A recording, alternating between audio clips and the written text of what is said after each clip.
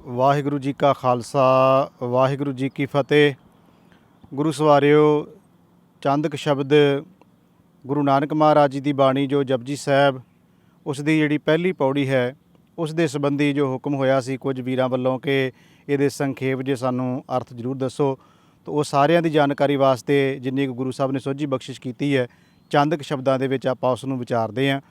ਜਿਹੜੀ ਜਪਜੀ ਸਾਹਿਬ ਦੀ ਪਹਿਲੀ ਪੌੜੀ ਹੈ ਉਹ ਸੋਚੈ ਸੋਚ ਨਾ ਹੋਵੇ ਤੋਂ ਸ਼ੁਰੂ ਹੁੰਦੀ ਹੈ। ਪਹਿਲਾਂ ਜਿਹੜੇ ਅਸੀਂ ਕਹੀਏ ਕਿ ਇੱਕ ਓਂਕਾਰ ਤੋਂ ਲੈ ਕੇ ਗੁਰਪ੍ਰਸਾਦ ਤੱਕ ਇਹ ਮੂਲ ਮੰਤਰ ਹੈ। ਇਸ ਤੋਂ ਅੱਗੇ ਸ਼ਲੋਕ ਹੈ ਆਦਿ ਸੱਚ ਵਾਲਾ। ਗੁਰੂ ਨਾਨਕ ਸਾਹਿਬ ਦੀ ਇਸ ਬਾਣੀ ਵਿੱਚ 2 ਸ਼ਲੋਕ ਅਤੇ 38 ਪੌੜੀਆਂ ਨੇ। ਸੋ ਅਸੀਂ ਇੱਕ ਪੌੜੀ ਨੂੰ ਜਿਹੜਾ ਬੜਾ ਸੰਖੇਪ ਜਿਹਾ ਵੇਖਣਾ ਹੈ। ਗੁਰੂ ਨਾਨਕ ਸਾਹਿਬ ਜੀ ਇਹਦੇ ਵਿੱਚ ਕੀ ਕਹਿੰਦੇ ਹਨ ਕਿ ਸੋਚੈ ਸੋਚ ਨਾ ਹੋਵਈ ਜੇ ਸੋਚੀ ਲੱਖ ਵਾਰ। ਆਮ ਤੌਰ 'ਤੇ ਜਿਹੜਾ ਇਹਦੇ ਅਰਥ ਨੇ ਉਹ ਬਹੁਤਾਤ ਵਿੱਚ ਜਿਹੜੇ ਸੰਪਰਦਾਈ ਲੋਕ ਨੇ ਉਹ ਇਹ ਕਰਦੇ ਨੇ ਕਿ ਸੋਚਣ ਦੇ ਨਾਲ ਕੁਝ ਨਹੀਂ ਹੋਣਾ। ਪਰ ਜਦੋਂ ਅਸੀਂ ਇਸ ਜਪਜੀ ਸਾਹਿਬ ਦਾ ਕੇਂਦਰ ਬਿੰਦੂ ਨੂੰ ਵਿਦਵਾਨਾਂ ਦੇ ਮੁਤਾਬਕ ਵੇਖਣ ਦਾ ਯਤਨ ਕਰਦੇ ਹਾਂ ਅਤੇ ਉਹ ਕੇਂਦਰ ਬਿੰਦੂ ਇਸ ਗੱਲ 'ਤੇ ਜਿਹੜਾ ਹੈ ਕਿ ਕਿਵ ਸਚਿਆਰਾ ਹੋਈ ਹੈ ਕਿ ਕੂੜਿਆ ਟੁੱਟੇ ਪਾਲ। ਇਹ ਜਿਹੜੀ ਪੰਕਤੀ ਹੈ ਇਉਂ ਕਹਿ ਲਓ ਕਿ ਜਪਜੀ ਸਾਹਿਬ ਦਾ ਜਿਹੜਾ ਕੇਂਦਰ ਬਿੰਦੂ ਹੈ, ਧੁਰਾ ਹੈ। ਜਦੋਂ ਇਸ ਨੂੰ ਵਿਚਾਰਨਾ ਹੋਵੇ ਤਾਂ ਜਿਹੜੀ ਉੱਪਰਲੀ ਪੌੜੀ ਹੈ ਉਹਦੀ ਫਿਰ ਜਿਹੜੀ ਵਿਆਖਿਆ ਹੈ ਜੋ ਵਿਦਵਾਨਾਂ ਨੇ ਕੀਤੀ ਹੈ ਉਹ ਇਹ ਬਣਦੀ ਹੈ ਕਿ ਇਹਦੇ ਵਿੱਚ ਸੋਚਣ ਦੀ ਗੱਲ ਨਹੀਂ, ਉਹਦੇ ਵਿੱਚ 4 ਕਰਮ ਕਾਂਡਾਂ ਦਾ ਗੁਰੂ ਸਾਹਿਬ ਨੇ ਜ਼ਿਕਰ ਕੀਤਾ ਪੌੜੀ ਵਿੱਚ। ਪਹਿਲੇ 'ਚ ਕਹਿੰਦੇ ਨੇ ਕਿ ਜਿਹੜਾ ਮਨੁੱਖ ਇਹ ਸਮਝਦਾ ਕਿ ਸਰੀਰ ਨੂੰ ਪਵਿੱਤਰ ਕਰਨ ਦੇ ਨਾਲ, ਬਾਹਰੋਂ ਧੋਣ ਦੇ ਨਾਲ ਇਹ ਪਵਿੱਤਰ ਹੋ ਜਾਂਦਾ, ਆਤਮਾ ਪਵਿੱਤਰ ਹੋ ਜਾਂਦੀ ਹੈ, ਕਿਉਂਕਿ ਐਸਾ ਲੋਕ ਮੰਨਦੇ ਸਨ। ਗੁਰੂ ਸਾਹਿਬ ਨੇ ਕਿਹਾ ਨਹੀਂ, ਪਾਪ ਕਰੈ ਪੰਚਾਂ ਕੇ ਬਸਰੇ ਤੀਰਥ ਨਹਾਏ ਕਹੇ ਸਭ ਉਤਰੇ, ਬਾਹਰ ਕਮਾਵੇਂ ਹੋਵੇ ਨਿਸ਼ੰਕ ਜੰਪੁਰ ਬਾਂਧ ਖਰੇ ਕਲੰਕ। ਵੀ ਇਸ ਤਰ੍ਹਾਂ ਬਾਹਰੀ ਤੀਰਥਾਂ ਦੇ ਇਸ਼ਨਾਨ ਨਾਲ ਤੇਰੀ ਆਤਮਾ ਪਵਿੱਤਰ ਨਹੀਂ ਹੋਣੀ। ਤਾਂ ਪਹਿਲੀ ਪੌੜੀ ਪਹਿਲੀ ਤੁਕ ਵਿੱਚ ਕਹਿੰਦੇ ਨੇ ਸੋਚੈ ਸੋਚ ਨਾ ਹੋਵਈ ਜੇ ਸੋਚੀ ਲੱਖ ਵਾਰ। ਤੂੰ ਲੱਖਾਂ ਤੀਰਥਾਂ 'ਤੇ ਚਲਿਆ ਜਾਵੇਂ, 68 ਤੀਰਥਾਂ 'ਤੇ ਚਲਿਆ ਜਾਵੇਂ, ਲੱਖ ਵਾਰੀ ਤੂੰ ਇਸ਼ਨਾਨ ਕਰ ਲਵੇਂ ਬਾਹਰੀ ਤੌਰ 'ਤੇ ਤੇਰਾ ਹਿਰਦਾ ਆਤਮਾ ਪਵਿੱਤਰ ਨਹੀਂ ਹੋ ਸਕਦੀ। ਹੁਣ ਜੇ ਕੋਈ ਕਵੇ ਕਿ ਇਹਦਾ ਅਰਥ ਇਹ ਕਿਵੇਂ ਹੋ ਸਕਦਾ ਹੈ, ਤਾਂ ਆਓ ਸੁਖਮਨੀ ਸਾਹਿਬ ਦੇ ਵਿੱਚੋਂ ਇੱਕ ਤੁਕ ਲੈ ਲੈਂਦੇ ਹਾਂ ਜਿਹੜੀ ਇਸ ਗੱਲ ਦੀ ਵਿਆਖਿਆ ਕਰੇਗੀ। ਗੁਰੂ ਅਰਜਨ ਸਾਹਿਬ ਜੀ ਸੁਖਮਨੀ ਸਾਹਿਬ ਵਿੱਚ ਕਹਿੰਦੇ ਨੇ ਸੋਚ ਕਰੈ ਦਿਨ ਅਰ ਰਾਤ। ਉੱਥੇ ਵੀ ਸੋਚ ਸ਼ਬਦ ਆਇਆ, ਤਾਂ ਸੋਚਣ ਦੀ ਗੱਲ ਨਹੀਂ, ਉਹਦੇ 'ਚ ਬੜਾ ਕਲੀਅਰ ਕੀਤਾ ਕਿ ਸੋਚ ਕਰੈ ਦਿਨ ਅਰ ਰਾਤ। ਦਿਨ ਰਾਤ ਪਵਿੱਤਰਤਾ ਵਾਸਤੇ ਇਹ ਬੰਦਾ ਆਪਣੀ ਦੇਹੀ ਧੋਈ ਜਾਂਦਾ। ਪਰ ਗੁਰੂ ਸਾਹਿਬ ਜੀ ਕਹਿੰਦੇ ਮਨ ਕੀ ਮੈਲ ਨਾ ਤਨ ਤੇ ਜਾਤ। ਬੜਾ ਕਲੀਅਰ ਹੈ ਕਿ ਮਨ ਦੀ ਮੈਲ ਤਨ ਰਾਹੀਂ ਨਹੀਂ ਧੋਤੀ ਜਾ ਸਕਦੀ। ਤਾਂ ਇਸ ਪਹਿਲੀ ਤੁਕ ਵਿੱਚ ਕਹਿੰਦੇ ਨੇ ਕਿ ਸੋਚੈ ਸੋਚ ਨਾ ਹੋਵਈ ਜੇ ਸੋਚੀ ਲੱਖ ਵਾਰ। ਤੂੰ ਲੱਖਾਂ ਤੀਰਥਾਂ 'ਤੇ ਲੱਖਾਂ ਵਾਰੀ ਜਾ ਕੇ ਇਸ਼ਨਾਨ ਕਰੇ, ਤੇਰਾ ਹਿਰਦਾ ਤੇਰੀ ਆਤਮਾ ਪਵਿੱਤਰ ਨਹੀਂ ਹੋ ਸਕਦੀ।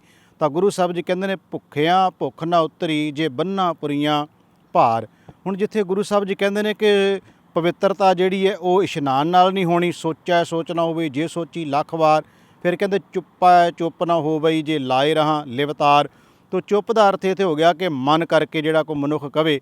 ਗੁਰੂ ਸਾਹਿਬ ਜੀ ਕਹਿੰਦੇ ਦੇਖੋ, ਜੇ ਕੋਈ ਬੰਦਾ ਜ਼ੁਬਾਨ ਤੋਂ ਚੁੱਪ ਕਰ ਜਾਏਗਾ ਤਾਂ ਉਹਦਾ ਮਨ ਚੁੱਪ ਨਹੀਂ ਕਰਦਾ ਕਦੇ ਵੀ, ਕਿਉਂਕਿ ਗੁਰੂ ਸਾਹਿਬ ਬਾਣੀ ਵਿੱਚ ਹੀ ਕਹਿੰਦੇ ਨੇ ਕਿ ਜੇ ਕੋਈ ਮੌਨੀ ਹੋ ਕੇ ਬੈਠ ਗਿਆ ਹੈ ਤਾਂ ਉਹਦੇ ਅੰਦਰ ਕਲਪਨਾ ਚੱਲਦੀ ਰਹਿੰਦੀ ਹੈ। ਤਾਂ ਇੱਥੇ ਗੱਲ ਚੱਲ ਪਈ ਕਿ ਮਨ ਜਿਹੜਾ ਹੈ ਉਹ ਤਾਂ ਫੁਰਨੇ ਉਹਦੇ ਅੰਦਰ ਚੱਲਦੇ ਰਹਿੰਦੇ ਹਨ, ਮਨ ਦੇ ਫੁਰਨੇ ਕਦੀ ਰੁਕਦੇ ਨਹੀਂ।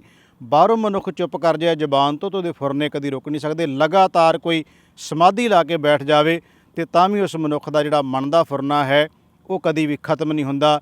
ਫਿਰ ਕਹਿੰਦੇ ਭੁੱਖਿਆਂ ਭੁੱਖ ਨਾ ਉਤਰੀ ਜੇ ਬੰਨਾ ਪੁਰੀਆਂ ਭਾਰ। ਤ੍ਰਿਸ਼ਨਾਲੂ ਮਨੁੱਖ ਦੀ ਗੱਲ ਆ ਗਈ ਅੱਗੇ, ਕਿਉਂਕਿ ਬਹੁਤ ਇਹ ਕਹਿੰਦੇ ਸੀ ਵੀ ਮਨ ਨੂੰ ਰਜ਼ਾ ਲਓ ਫਿਰ ਪਰਮਾਤਮਾ ਨੂੰ ਜੇ ਪਾਉਣਾ ਹੈ। ਤਾਂ ਗੁਰੂ ਸਾਹਿਬ ਕਹਿੰਦੇ ਮਨ ਕਿਵੇਂ ਰਜ ਸਕਦਾ? ਇਹ ਤਾਂ ਅੱਗ ਦੀ ਤਰ੍ਹਾਂ, ਅੱਗ ਦੇ ਉੱਤੇ ਜਿੰਨਾ ਬਾਲਣ ਪਾਈ ਜਾਓ ਅੱਗ ਕਦੀ ਰੱਜਦੀ ਨਹੀਂ। ਇਸੇ ਤਰ੍ਹਾਂ ਹੀ ਇਹ ਜਿਹੜਾ ਮਨ ਹੈ ਤ੍ਰਿਸ਼ਨਾਲੂ ਬੰਦਾ, ਜਿਹੜਾ ਤ੍ਰਿਸ਼ਨਾ ਜਿਹੜਾ ਹੈ ਇਹ ਕਦੀ ਖਤਮ ਨਹੀਂ ਹੁੰਦੀ। ਸਾਕਤ ਲੋਭੀ ਬੰਦ ਨਾ ਪਾਇਆ, ਉਹਦੇ ਵੀ ਅਰਥ ਇਹ ਬਣਦੇ ਨੇ।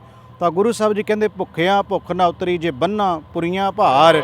ਜੇ ਪਹਾੜਾਂ ਵਰਗੇ ਪਦਾਰਥ, ਜਿਸ ਤਰ੍ਹਾਂ ਪਹਾੜ ਨੇ ਇਸ ਤਰ੍ਹਾਂ ਦੇ ਪਦਾਰਥ ਉਹਦੇ ਅੱਗੇ ਢੇਰ ਕਰ ਦਿੱਤੇ ਜਾਣ ਤਾਂ ਵੀ ਉਹਦੀ ਤ੍ਰਿਸ਼ਨਾ ਖਤਮ ਨਹੀਂ ਹੁੰਦੀ ਤ੍ਰਿਸ਼ਨਾਲੂ ਦੀ। ਤਾਂ ਸਹਿਸ ਸਿਆਣਪਾਂ ਲੱਖ ਹੋਹੇ ਤਾਂ ਇੱਕ ਨਾ ਚੱਲੇ ਨਾਲ। ਹੁਣ ਸਹਿਸ ਸਿਆਣਪਾਂ ਦਾ ਜਿਹੜਾ ਅਰਥ ਕੀਤਾ ਗਿਆ ਆਮ ਤੌਰ 'ਤੇ ਇਹ ਕਰਦੇ ਨੇ ਕਿ ਮਨੁੱਖ ਦੇ ਨਾਲ ਕੋਈ ਸਿਆਣਪ ਨਹੀਂ ਜਾਣੀ, ਪਰ ਬਾਣੀ ਕਹਿੰਦੀ ਅਕਲੀ ਸਾਹਿਬ ਸੇ ਕੀ ਸੇ ਵੀ ਅਕਲੀ ਪਾਈਏ ਮਾਨ। ਤੋਂ ਗੱਲ ਨੂੰ ਜਿੰਨਾ ਵੀ ਖੋਲ੍ਹੀ ਚੱਲਾਂਗੇ ਬੜੀ ਲੰਮੇਰੀ ਗੱਲ ਚਲੀ ਜਾਏਗੀ ਕਿ ਸਿਆਣਪ ਦਾ ਅਰਥ ਇਹ ਨਹੀਂ ਕਿ ਮਨੁੱਖ ਦੇ ਕੋਲ ਅਕਲ ਨਹੀਂ ਹੋਣੀ ਚਾਹੀਦੀ। ਉੱਪਰਲੀਆਂ ਜਿਹੜੀਆਂ 4 ਗੱਲਾਂ ਕੀਤੀਆਂ ਇਹਦੇ ਵਰਗੀਆਂ ਹਜ਼ਾਰਾਂ ਸਿਆਣਪਾਂ ਤੇਰੇ ਕੋਲ ਹੋਣ ਤਾਂ ਉਹ ਕੋਈ ਨਾਲ ਨਹੀਂ ਜਾਣੀਆਂ। ਉਹ ਕਿਹੜੀਆਂ ਸਿਆਣਪਾਂ? ਸੋਚ ਰੱਖਣ ਵਾਲੀਆਂ, ਜਿਹੜੀਆਂ ਬਾਹਰੀ ਇਸ਼ਨਾਨ ਵਾਲੀਆਂ, ਇਸੇ ਤਰ੍ਹਾਂ ਜ਼ੁਬਾਨ ਦਾ ਚੁੱਪ ਰਹਿਣਾ, ਇਹ ਜਿਹੜੀ ਸਿਆਣਪ ਤੇਰੀ ਹੈ। ਇਸ ਤਰ੍ਹਾਂ ਮਨ ਨੂੰ ਰਜਾਉਣਾ, ਕਹਿਣਾ ਕਿ ਮਨ ਰੱਜ ਜਾਏਗਾ, ਇਹ ਨਹੀਂ ਕਦੀ ਰੱਜ ਸਕਦਾ, ਇਹ ਤੇਰੀ। ਤਾਂ ਇਹ ਜਿਹੜੀਆਂ ਗੁਰੂ ਸਾਹਿਬ ਜੀ ਕਹਿੰਦੇ ਹਜ਼ਾਰਾਂ ਸਿਆਣਪਾਂ ਤੋਂ ਇਹੋ ਜਿਹੀਆਂ ਲਈ ਫਿਰਦਾ ਹੈ, ਇਹਨਾਂ ਨਾਲ ਗੱਲ ਨਹੀਂ ਬਣਨੀ। ਫਿਰ ਮਹਾਰਾਜ ਇਸ ਘੁੰਡੀ ਨੂੰ ਖੋਲ੍ਹਦੇ ਨੇ। ਗੁਰੂ ਸਾਹਿਬ ਕਹਿੰਦੇ ਸਹਿਸ ਸਿਆਣਪਾਂ ਲੱਖ ਹੋਏ ਤਾਂ ਇੱਕ ਨਾ ਚੱਲੇ ਨਾਲ। ਹੁਣ ਸਵਾਲ ਕਰਦੇ ਵੀ ਕਿਵ ਸਚਿਆਰਾ ਹੋਈ ਹੈ ਕਿਵ ਕੂੜੇ ਟੁੱਟੇ ਪਾਲ। ਫਿਰ ਮਹਾਰਾਜ ਕਹਿੰਦੇ ਸਚਿਆਰ ਬਣੀਏ ਕਿਵੇਂ, ਇਸ ਪਵਿੱਤਰਤਾ ਬਣੇ ਕਿਵੇਂ, ਹਿਰਦਾ ਸ਼ੁੱਧ ਹੋਵੇ ਕਿਵੇਂ। ਤਾਂ ਬੜਾ ਕਮਾਲ ਦਾ ਜਵਾਬ ਦਿੰਦਿਆਂ ਹੋਇਆਂ ਕਹਿੰਦੇ ਨੇ ਹੁਕਮ ਰਜ਼ਾਈ ਚੱਲਣਾ ਨਾਨਕ ਲਿਖਿਆ ਨਾਲ। ਜੋ ਧੁਰ ਤੋਂ ਹੀ ਲਿਖਿਆ ਸਭ ਦੇ ਨਾਲ ਪਰਮਾਤਮਾ ਦਾ ਹੁਕਮ ਹੈ ਜੋ ਵਰਤ ਰਿਹਾ ਹੈ। ਅਸੀਂ ਜਨਮ ਤੋਂ ਬਾਅਦ ਸਾਡੇ ਤੇ ਬਚਪਨਾ ਜਵਾਨੀ ਬੁਢੇਪਾ ਇਹ ਐਟੋਮੈਟਿਕ ਸਿਸਟਮ ਚੱਲ ਰਿਹਾ। ਕੋਈ ਬੰਦਾ ਇਹ ਨਹੀਂ ਕਹਿ ਰਿਹਾ ਮੈਂ ਜਵਾਨ ਹੋ ਰਿਹਾ, ਕੋਈ ਨਹੀਂ ਕਹਿ ਰਿਹਾ ਮੈਂ ਬਜ਼ੁਰਗ ਹੋ ਰਿਹਾ, ਨਹੀਂ। ਉਹਦਾ ਨਿਯਮ ਬਣਿਆ ਕੁਦਰਤ ਦਾ ਜਿਹੜਾ ਨਾਲ ਚੱਲਦਾ ਆਉਂਦਾ, ਉਸ ਨਿਯਮ ਦੇ ਮੁਤਾਬਕ ਇੱਕ ਦਿਨ ਮੌਤ ਆ ਜਾਂਦੀ ਹੈ।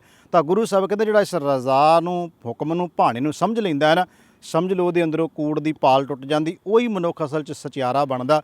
ਤੋਂ ਸੰਖੇਪ ਸ਼ਬਦਾਂ 'ਚ ਕਹੀਏ ਤੇ ਪੌੜੀ ਵਿੱਚ ਗੁਰੂ ਸਾਹਿਬ ਜੀ ਨੇ ਮਨੁੱਖ ਨੂੰ ਸਚਿਆਰ ਬਣਨ ਦਾ ਜਿਹੜਾ ਢੰਗ ਤਰੀਕਾ ਬਾਹਰੀ ਤੌਰ 'ਤੇ ਲੋਕਾਂ ਨੇ ਅਪਣਾਇਆ ਸੀ, ਇਸ਼ਨਾਨ ਵਾਲਾ ਜਾਂ ਜ਼ਬਾਨ ਤੋਂ ਚੁੱਪ ਕਰ ਜਾਣ ਵਾਲਾ ਜਾਂ ਪਦਾਰਥ ਇਕੱਠੇ ਕਰ ਲੈਣੇ, ਇਹ ਨਹੀਂ। ਗੁਰੂ ਸਾਹਿਬ ਕਹਿੰਦੇ ਇਸ ਤਰ੍ਹਾਂ ਦੀਆਂ ਸਿਆਣਪਾਂ ਨਹੀਂ ਨਾਲ ਜਾ ਸਕਦੀਆਂ। ਇਹ ਸਿਆਣਪਾਂ ਨਾਲ ਤੂੰ ਪਰਮਾਤਮਾ ਦੇ ਨੇੜੇ ਨਹੀਂ ਹੋ ਸਕਦਾ। ਬਸ ਇੱਕੋ ਕੰਮ ਕਰ, ਉਹਦੀ ਰਜ਼ਾ, ਉਹਦਾ ਭਾਣਾ, ਉਹਦਾ ਹੁਕਮ ਜਿਹੜਾ ਹੈ ਉਹਦੇ ਵਿੱਚ ਚੱਲੇਗਾ ਤੇ ਤੇਰੀ ਤੇ ਪਰਮਾਤਮਾ ਦੀ ਬਣੀ ਹੋਈ ਕੰਧ ਜਿਹੜੀ ਹੈ ਉਹ ਇੱਕ ਦਿਨ ਟੁੱਟ ਜਾਏਗੀ। ਸੋ ਆਸ ਰੱਖਦੇ ਹਾਂ ਕਿ ਗੁਰੂ ਸਾਹਿਬ ਨੇ ਜਿੰਨੀ ਕੁ ਸੁੱਧ ਜੀ ਬਖਸ਼ਿਸ਼ ਕੀਤੀ ਆਪਾਂ ਪੌੜੀ ਨੂੰ ਬੜਾ ਸੰਖੇਪ ਜਿਹੇ ਸ਼ਬਦਾਂ 'ਚ ਵਿਚਾਰਿਆ, ਕਿਉਂਕਿ ਜਿੰਨਾ ਵੀ ਬਾਣੀ ਨੂੰ ਖੋਲ੍ਹੀਏ ਇਹ ਤਾਂ ਬਹੁਤ ਲੰਮਾ ਹੈ, ਜਿਹੜਾ ਇਹਦੇ 'ਤੇ ਜਿੰਨਾ ਵੀ ਸਮਾਂ ਲਾ ਦਈਏ ਲੱਗ ਸਕਦਾ ਹੈ। ਪਰ ਸੰਖੇਪ ਸ਼ਬਦਾਂ 'ਚ ਆਪਾਂ ਇਹਨੂੰ ਵਿਚਾਰਨ ਦਾ ਯਤਨ ਕੀਤਾ ਹੈ। ਗੁਰੂ ਕਿਰਪਾ ਕਰੇ ਇਹਦੇ ਤੋਂ ਹੋਰ ਵੀ ਸਾਰੇ ਸੁਣ ਕੇ ਲਾਹਾ ਲੈ ਸਕਦੇ ਆ। ਭੁੱਲ ਚੁੱਕ ਦੀ ਖਿਮਾ ਜੀ। ਵਾਹਿਗੁਰੂ ਜੀ ਕਾ ਖਾਲਸਾ, ਵਾਹਿਗੁਰੂ ਜੀ ਕੀ ਫਤਿਹ।